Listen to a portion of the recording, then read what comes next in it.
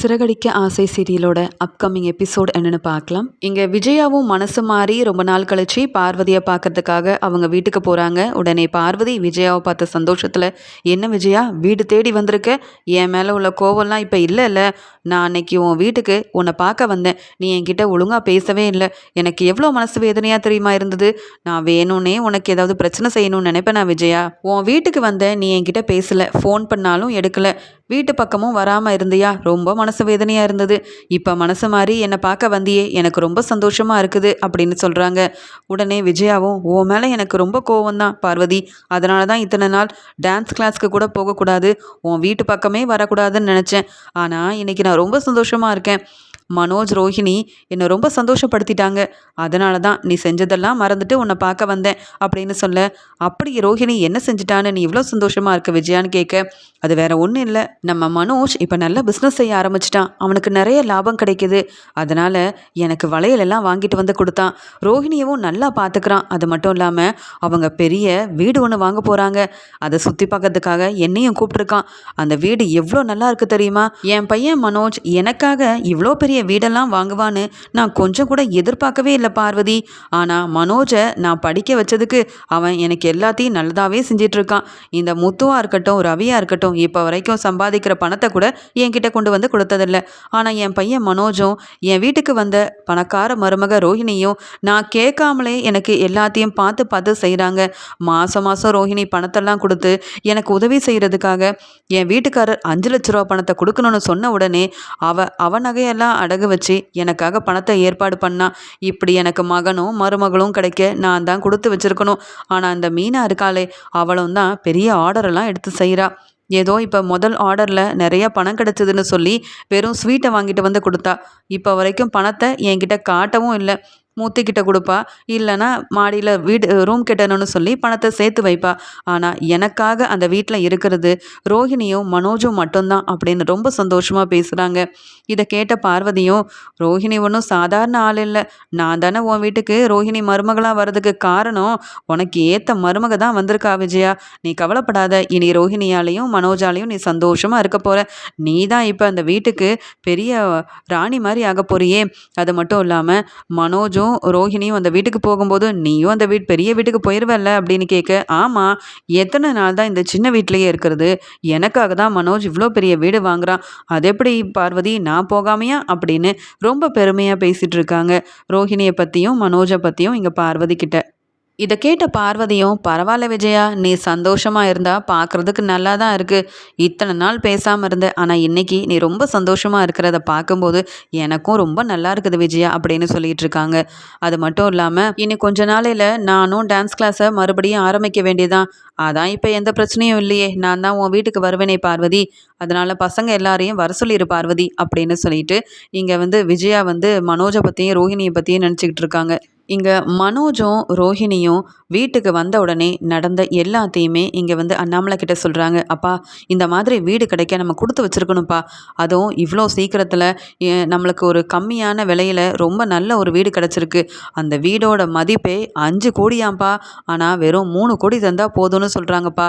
அது மட்டும் இல்லாமல் அந்த வீட்டில் இருக்கிற ஓனர் 2 பேரும் ரொம்ப நல்லவங்களாக இருக்காங்க, எங்களை பார்த்து எவ்வளோ பெருமையாக பேசுனாங்க தெரியுமா, நாங்கள் இப்போ இருக்கிற மாதிரி தான் அவங்களும் இந்த வீடெல்லாம் வாங்குறதுக்கு முன்னாடி இருந்தாங்களாம், ரொம்ப கஷ்டப்பட்டு தான் முன்னேறி வந்ததாலாம் சொன்னாங்கப்பா, அதனால் அவங்கள பார்க்கவே ரொம்ப நல்லவங்களாக இருக்கிறாங்க, அவங்க எங்களுக்காக ரொம்ப விலையெல்லாம் குறைச்சி சொல்லிகிட்டு இருக்காங்கப்பா, இந்த நேரத்தில் இந்த வீடை வாங்காமல் விட்டுட்டோன்னா அப்புறம் இந்த மாதிரி ஒரு வீடை வாங்கவே முடியாதுப்பா, அதனால் நீங்கள் எல்லாரும் அங்கே ஒரு நாள் நல்லா சுற்றி பாருங்கள், அங்கேயே நீங்கள் இருந்து உங்கள் எல்லாருக்கும் அந்த வீடு பிடிச்சிருந்தா உடனே வாங்கிட வேண்டியதான்ப்பா அப்படின்னு சொல்லும்போது உடனே முத்து சொல்கிறாரு, மனோஜ், நீ வீடை வாங்குறதெல்லாம் சரிதான், ஆனால் அவ்வளோ பணத்துக்கு எங்கே போவ, உனக்கு லாபம்னு கிடைக்கிறது என்னவோ 5 லட்சமோ 10 லட்சமோ, இதை வச்சு எப்படி பணத்தை ஏற்பாடு பண்ணுவேன்னு கேட்க, அதுக்கு ரோஹிணியும், அதெல்லாம் நாங்கள் பார்த்துக்குறோம் முத்து, நாங்கள் ஒன்றும் உங்ககிட்ட பணத்தை கேட்க போகிறதில்ல, அதெல்லாம் நாங்கள் லோன் ஏற்பாடு பண்ணியிருக்கோம், மாதம் மாதம் நாங்கள் எப்படி பணத்தை கொடுத்துக்கணும்னு எங்களுக்கும் தெரியும், எங்கள் விஷயத்தில் நீங்கள் தலையிடாதீங்க முத்து, உங்ககிட்ட நாங்கள் எதையும் கேட்கல, நாங்கள் அண்ணாமலை அங்கிள் கிட்ட தான் பேசிகிட்டு இருக்கோம், வீடை வாங்கறதா நாங்கள் முடிவெடுத்துட்டோம், பணத்தை நாங்கள் ஏற்பாடு பண்ணிடுவோம், அதை பற்றி நீங்கள் கவலைப்படாதீங்க முத்து அப்படின்னு ரோஹிணி சொல்லிடுறாங்க. உடனே மீனாவும் முத்துவை பார்த்து ரொம்ப கோவமா, ஏங்க இதெல்லாம் உங்களுக்கு தேவையா, அவங்க வீடு வாங்குறாங்க இல்லை கார் வாங்குறாங்க, அது அவங்களுடைய விருப்பம், இதில் நீங்கள் ஏங்க தலையிடுறீங்க, பணத்தை அவங்க எப்படி வேணாலும் ஏற்பாடு பண்ணட்டும். நம்மக்கிட்ட அவங்க வரது போகிறதில்ல. ரோஹிணி என்ன செஞ்சாலும் அதில் நம்ம தலையிடக்கூடாதுன்னு நினைப்பாங்க.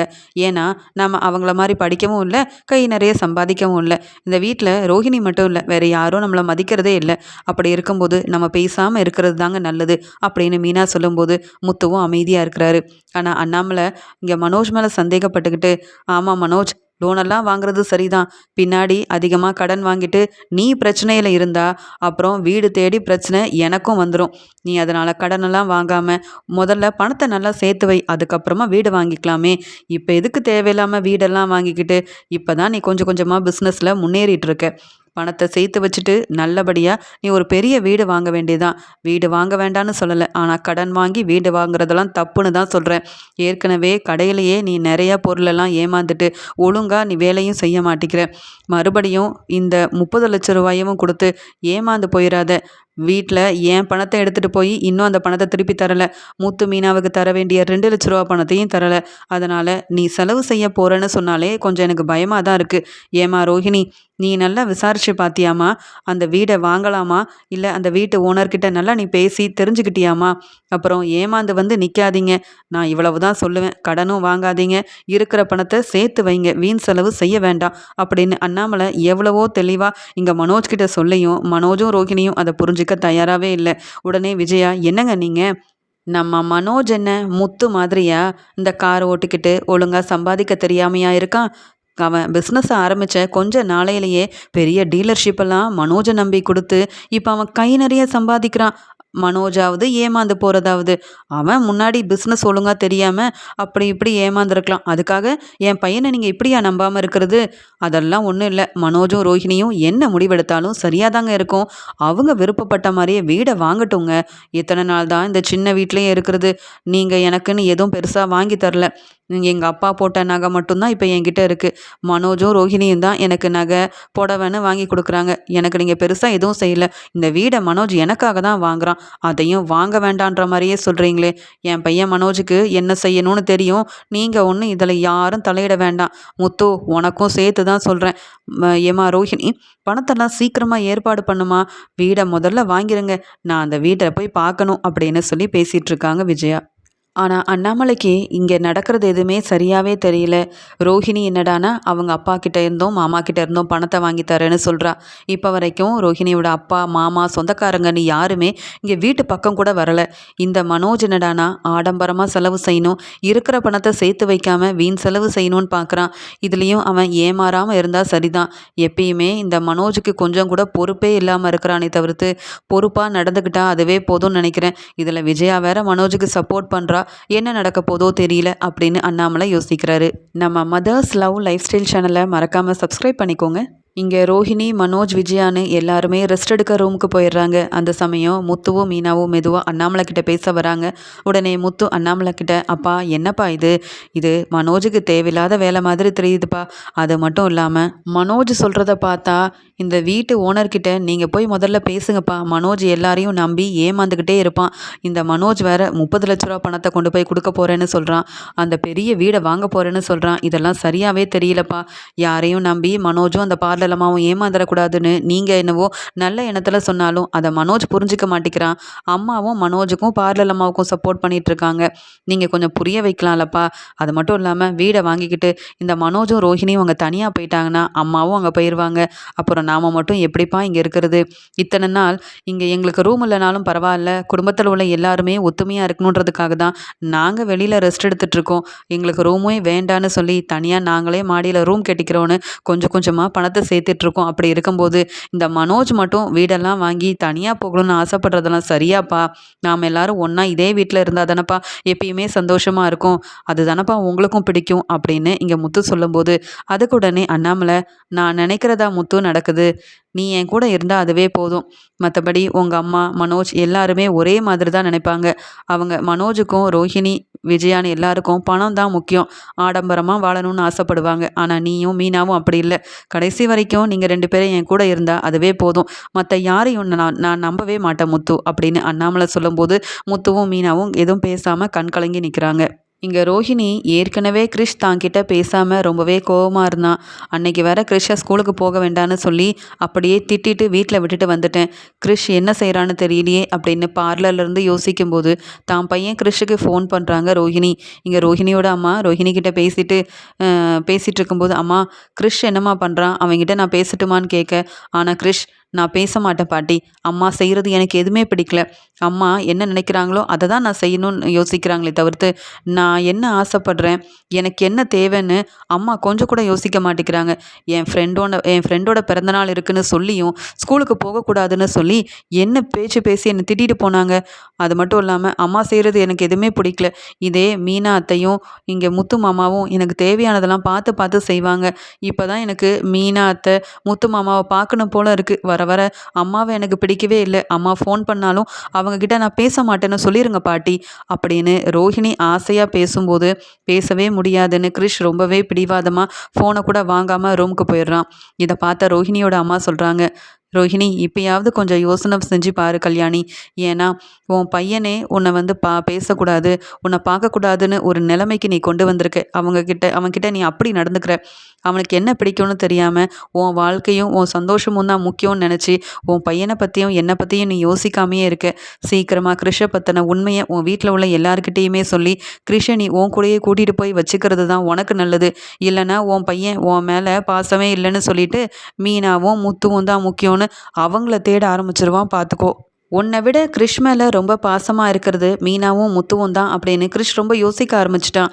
நீ அவனுக்கு அம்மாவாகவே இருந்தாலும் அவன் பாசத்தை தேடும்போது மீனா முத்து தான் இங்கே கிறிஷுக்கு முன்னாடி வந்து நிற்கிறாங்க. அதனால் யோசனை செஞ்சு சீக்கிரமாக ஒரு நல்ல முடிவாயிடு.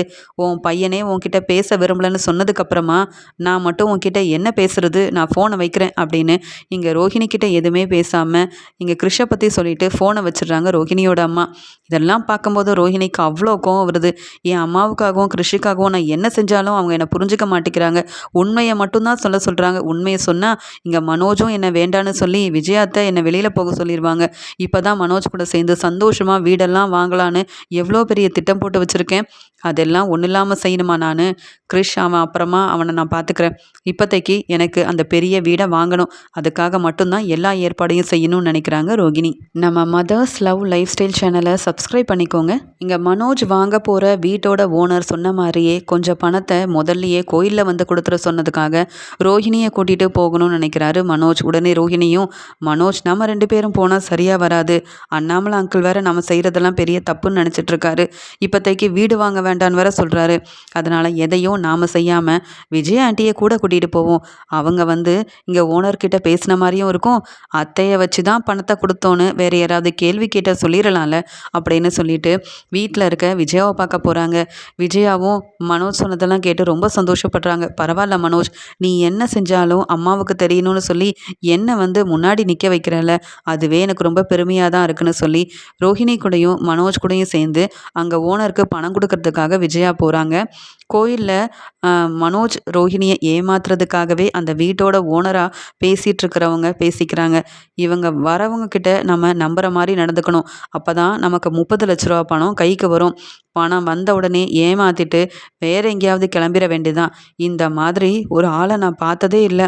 நாம் என்ன சொன்னாலும் நம்புகிறாங்க, எதை காமிச்சாலும் இது எல்லாமே உண்மைதான் அப்படின்ற மாதிரி 2 பேரும் படிச்சிருந்தாலும் நம்ம சொன்னதை மட்டும் நம்புகிறாங்க.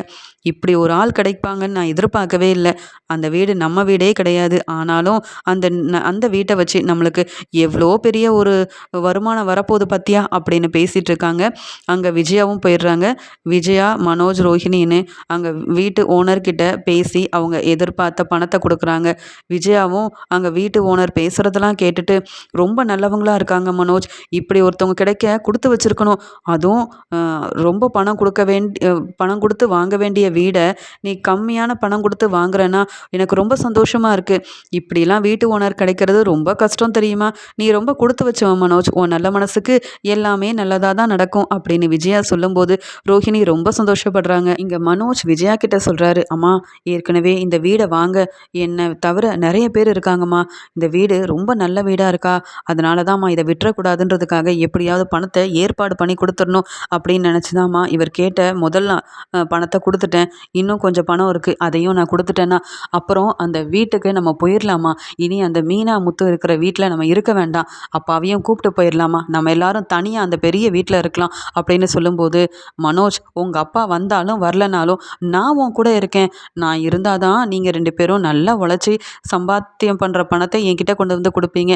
அதை நான் பார்த்துப்பேன்ல. நான் இருந்தால் போதாதா? உங்கள் அப்பாவுக்கு மீனாவும் முத்துவும் தான் முக்கியம். நீ கூப்பிட்டாலும் உன் பெரிய வீட்டுக்கெலாம் வரமாட்டார். ஆனால் நான் அப்படி இல்லை. நீயும் இங்கே ரோஹிணியும் நல்லா இருக்கணும்னு நினைக்கிறது நான் மட்டும்தானே அப்படின்னு ரொம்ப சந்தோஷமாக பேசிகிட்டு இருக்காங்க விஜயா. இங்கே மனோஜும் ரோஹிணியும் உடனே லோனெல்லாம் ஏற்பாடு செஞ்சு அந்த வீட்டுக்காக கொடுக்க வேண்டிய பணத்தெல்லாம் ஏற்பாடு பண்ணிடுறாங்க. உடனே விஜயாவும், மனோஜ் உனக்கு பணம் தேவை ஏதாவது இருந்தால் உங்கள் அப்பா கிட்ட வேணும்னா கேளு, என்கிட்ட பணம் இருந்தால் கொடுத்துருப்பேன் அப்படின்னு சொல்லும்போது, உடனே ரோஹிணியும், வேண்டாம் அத்தை, யார்கிட்டேயும் பணத்தை கேட்டு நாங்கள் எங்களுக்கான வீடை வாங்க வேண்டாம். எங்களுக்கு வீடு வாங்கணும்னு எப்படி வாங்கணும்னு தெரியும்.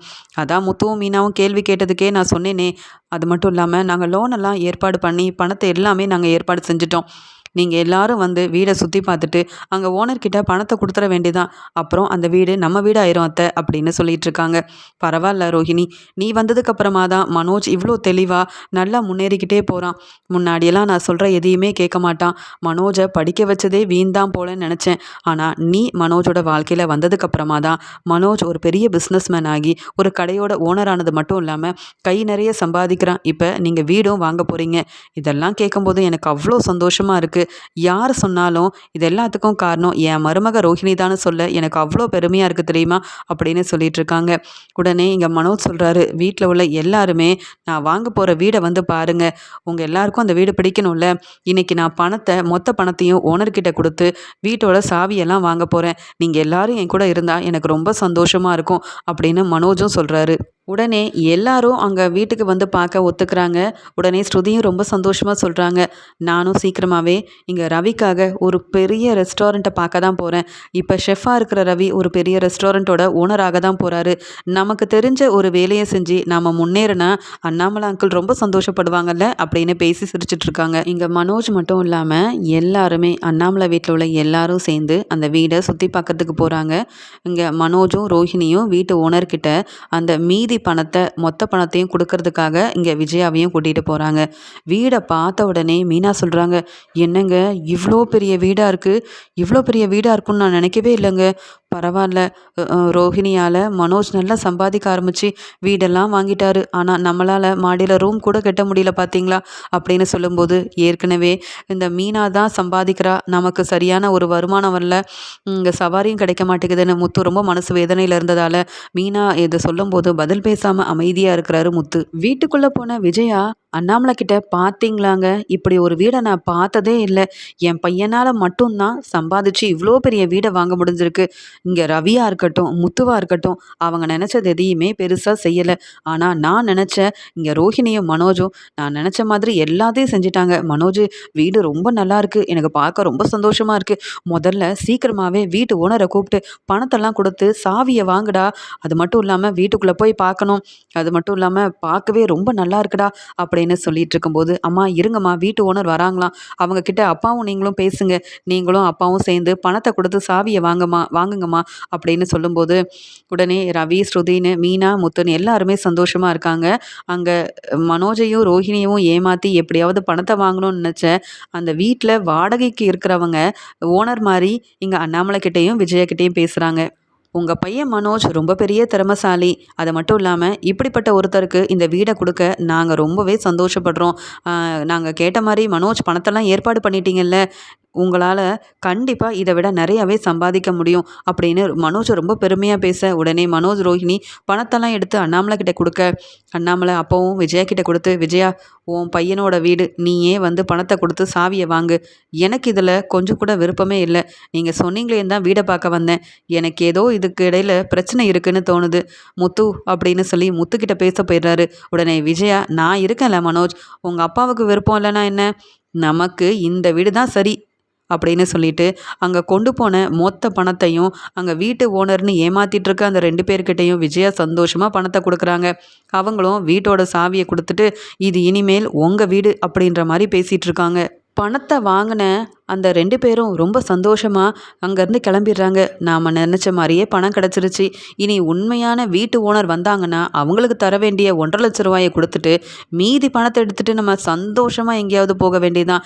இப்படி ஒருத்தன் வந்து ஏமாறுவான், அவங்ககிட்ட இருந்து இவ்வளோ பணம் கிடைக்கும்னு எதிர்பார்க்கவே இல்லை. இந்த மனோஜை படிக்க வச்சதுக்கு சும்மாவே இருந்திருக்கலாம். யார் உண்மையான வீட்டு ஓனர்னு கூட தெரியாமல் நம்ம பேசுனதெல்லாம் நம்பி மொத்த பணத்தையும் கொடுத்துட்டான் இந்த மனோஜ் அப்படின்னு சொல்லி மனோஜை பார்த்து சிரிச்சுக்கிட்டே வீட்டு ஓனர்னு ஏமாத்தின 2 பேரும் அங்கேருந்து கிளம்பிடுறாங்க. முத்துவும் அண்ணாமலை மீனானு எல்லாருமே வீடை சுற்றி பார்க்குறாங்க. உடனே முத்துவும் ஆமாம் மீனா, நீ சொன்ன மாதிரியே வீடு ரொம்ப பெருசாகவும் இருக்குது, அழகாகவும் இருக்குது, பாரேன் அப்படின்னு எல்லா இடத்துலையுமே போய் பார்க்குறாங்க.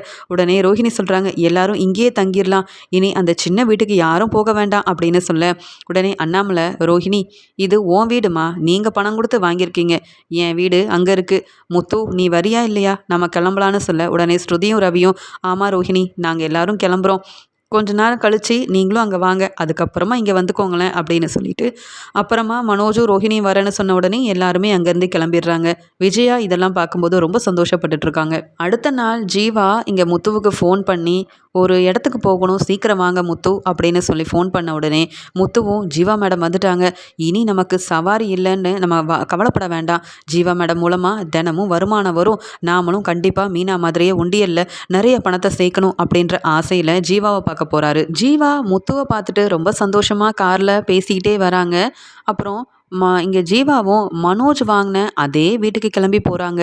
இங்கே உடனே முத்து கேட்குறாரு என்ன மேடம் இந்த வீட்டுக்கு வந்திருக்கீங்க, இது என் அண்ணனோட வீடாச்சுன்னு கேட்க இல்லை இது என் வீடு, இந்த வீட்டில் 2 பேர் வாடகைக்கு இருக்காங்க, அவங்க எனக்கு பணம் கொடுக்கணும், வாங்கிட்டு போகலாமேன்னு வந்தேன், என்ன முத்து சொல்கிறீங்க, இது உங்கள் அண்ணனோட வீடுன்னு சொல்கிறீங்களே அப்படின்னு கேட்க என் முத்துவுக்கு ஒன்றுமே புரியல. உடனே ஜீவாவும் இறங்கி அந்த வீட்டுக்குள்ளே போக அங்கே மனோஜை ஏமாற்றி பணம் வாங்கின 2 பேரும் அங்கே நிற்கிறாங்க. அப்போ தான் முத்துவுக்கு தெரியுது அவங்க வீட்டோட ஓனர் இல்லை, இந்த இந்த ஜீவாவோட வீட்டில் வாடகைக்கு இருந்தவங்கன்னுட்டு. ஜீவா கிட்ட பேசிட்டு பணத்தையும் கொடுக்கும்போது அங்கே முத்து போயிட்டு அந்த 2 பேரையும் வெளுத்து வாங்குறாரு. அது மட்டும் இல்லாமல் என் அண்ணனை ஏமாற்றி 30 லட்ச ரூபா பணத்தை வாங்கிக்கிட்டு எங்கள் குடும்பத்தையே ஏமாத்தலான்னு பார்த்தீங்களா மேடம், இவங்க செஞ்சதெல்லாம் என்னென்னு உங்களுக்கு தெரியுமான்னு சொல்லி அந்த மனோஜை ஏமாத்துற அந்த 2 பேர் என்னெல்லாம் செஞ்சாங்கன்னு ஜீவா கிட்ட வந்து எல்லாத்தையுமே சொல்லிடுறாரு முத்து. இங்கே முத்து இது மனோஜோட வீடு அப்படின்னு சொன்னதை கேட்டு ஜீவாவும் அப்போ மனோஜ் தான் உங்கள் அண்ணனா, அந்த மனோஜனை எவ்வளோ ஏமாத்திருக்கான் தெரியுமா, என்கிட்ட இருந்து 30 லட்ச ரூபா பணத்தை வாங்கிட்டு போயிட்டான், இது எல்லாத்துக்கும் காரணம் அந்த மனோஜும் மனோஜோட ஒய்ஃபும் தான். உங்கள் அப்பா பணத்தை நான் எடுத்துகிட்டு போனேன், அதுக்காக வட்டியோட 30 லட்ச ரூபா பணத்தை என்ன ஏமாற்றி அவங்க வாங்கிட்டாங்க அப்படின்ற உண்மையை ஜீவா சொல்லிடுறாங்க. ஜீவா சொன்ன உடனே இங்கே மனோஜை ஏமாற்றி அந்த வீட்டோட ஓனர்னு பொய் சொல்லி இங்கே மனோஜ் கிட்ட 30 லட்ச ரூபா பணத்தை வாங்கினவங்க கிட்ட இருந்து பணத்தை உடனே முத்து வாங்கிடுறாரு. முத்து வாங்கிட்டு என் அண்ணனை நீங்கள் ஏமாத்துறீங்க, ஆனால் இந்த பணம் எனக்கு வரணும்னு இருந்திருக்கு, இது என் அப்பாவோட பணம், என் அப்பாவுக்கு தான் போய் சேரணும் அப்படின்னு சொல்லிட்டு ஜீவா மூலமாக உண்மையை தெரிஞ்ச இங்கே முத்துவும் அந்த வீட்டு ஓனராக ஏமாத்துறவங்க கிட்ட இருந்து மனோஜோட பணத்தை வாங்கிடுறாரு. வாங்கின உடனே வீட்டுக்கு ரொம்ப கோவமாக வராரு. ரோஹிணி ரொம்ப சந்தோஷமாக விஜயா கிட்ட பேசிட்டு இருக்கும்போது வந்த கோவத்தில் இங்கே முத்துவும் பணத்தை அண்ணாமலை கிட்ட கொடுத்துட்டு மனோஜை வெளுத்து வாங்குறாரு, பலார் பலார்னு வைக்கிறாரு. யார் பணத்தை எடுத்து யார் செலவு செய்கிறது, அப்பாவோட பணம் உனக்கு கிடச்சிருச்சுன்றது இந்த ஜீவா மூலமாக தெரிய வந்தது, ஜீவா யாருன்னு தெரியும்ல பார்லலம்மா, ஜீவா கிட்ட 30 லட்ச ரூபா பணம் வாங்கினதெல்லாம் மறந்துட்டிங்களா அப்படின்னு நடந்த எல்லாத்தையுமே வீட்டில் உள்ள எல்லார்கிட்டையும் ரொம்ப தெளிவாக இங்கே முத்து புரிய வைக்கிறாரு. உடனே மனோஜும் அழுதுகிட்டே என்ன முத்து சொல்கிற, அப்போ நான் பணம் கொடுத்தது வீட்டோட ஓனர்கிட்ட இல்லையா, அவங்க பொய் சொல்லி ஏமாற்றிட்டாங்களா, அப்போ என் பணம் அப்படின்னு சொல்ல அது ஓன் பணம் இல்லை அப்பாவோட பணம், நீ ஒருத்தவங்க கிட்ட பணத்தை கொடுத்து ஏமாத்தினேன், ஆனால் அந்த பணத்தை நான் அவங்கக்கிட்ட இருந்து வாங்கிட்டு வந்துட்டேன், அப்பாவோட பணம் கிடைச்சோம் அந்த பணம் கிடைக்கலன்னு இத்தனை நாள் ஏமாற்றிட்டு இருந்தல, ஜீவா மூலமாக எனக்கு எல்லா உண்மையும் தெரிய வந்துருச்சு, நீ அடுத்தவங்கள ஏமாத்தினா நீயும் இப்படி தான் ஏமாந்து நிற்கணும்னு இதிலையே முதல்ல புரிஞ்சுக்கோ மனோஜ் அப்படின்னு எல்லார் முன்னாடியும் இங்கே வந்து வெளுத்து வாங்கும்போது ரோஹிணி பதில் பேச முடியாமல் அழுதுகிட்டே நிற்கிறாங்க. கஷ்டப்பட்டு லோனெல்லாம் எடுத்து இங்கே 30 லட்ச ரூபா பணத்தை ஏற்பாடு பண்ணால் அந்த பணம் இப்போ அண்ணாமலை அங்கிள் கைக்குள்ளே போயிருக்கு, அதுவும் முத்துவுக்கு எல்லா உண்மையும் தெரிஞ்சு போச்சேன்னு அழுதுகிட்டே நிற்கிறாங்க ரோஹிணி. உடனே அண்ணாமலை ரொம்ப கோவமா மனோஜை வெளுத்து வாங்கி நல்லா திட்டிட்டு, பாத்தியா நீ ஏமாத்தின, நான் பொறுமையாக இருந்தேன், அதனால தான் மறுபடியும் என் பணம் முத்துவால் என்கிட்டயே வந்து சேர்ந்துருச்சு. 30 லட்ச ரூபா பணத்தை வச்சு பெரிய வீடெல்லாம் வாங்கலான்னு என்ன பேச்சு பேசுனீங்க ரெண்டு பேரும். இப்போ இந்த பணம் என்னுடைய பணம், உனக்கு இதில் எந்த பங்கும் கிடையாது. முத்து, இந்த பணம் மொத்தத்தையும் நீயும் ரவியும் எடுத்துக்காங்க. இந்த ரோஹிணிக்கும் இந்த மனோஜுக்கும் எதுவும் தரக்கூடாது. அடுத்தவங்களை ஏமாத்தினா இப்படி தான் ஏமாந்து போய் நிற்கணும். விஜயா, உனக்கும் சேர்த்து தான் சொல்கிறேன். பெரிய வீடு வாங்க போகிறாங்களாம். இந்த வீடை சின்ன வீடெல்லாம் சொல்லி இந்த வீட்டில் யாராவது இருப்பாங்களா அப்படின்னு என்ன பேச்சு பேசுனீங்க? உன் பையன் மறுபடியும் ஏமாந்து வந்து நிற்கிறான் அப்படின்னு திட்டுறாரு அண்ணாமலை. அண்ணாமலை இங்கே ரொம்ப கோவமாக இருக்கிறத பார்த்து பதில் பேச முடியாமல் இங்கே விஜயாவும் திரு திருன்னு முழிக்க, உடனே முத்து இங்கே வந்து மனோஜை வெளுத்து வாங்குறாரு. மறுபடியும் ஏமாந்து போய் நிற்கிறியேடா, உனக்கெல்லாம் எதுக்கு வீடு? ஒழுங்காக கடையை வச்சு நடத்தவே உனக்கு தகுதி இல்லை, இதில் வீடு கேட்குதா உனக்கு அப்படின்னு வெளுத்து வாங்கிட்டு இருக்க ரோஹிணி ரொம்ப அழுகுறாங்க. புதுசாக வீடெல்லாம் வாங்க போகிறோம் அப்படின்ற ஆசையில் நம்பி ஏமாந்துட்டோம். முத்துவுக்கு எல்லா உண்மையும் தெரிஞ்சதால லோன் போட்டு கஷ்டப்பட்டு வாங்கின அந்த 30 லட்ச ரூபா பணமும் கைக்கு வராமல் போயிருச்சேன்னு ரொம்பவே மனசு வேதனைப்படுறாங்க ரோகிணி.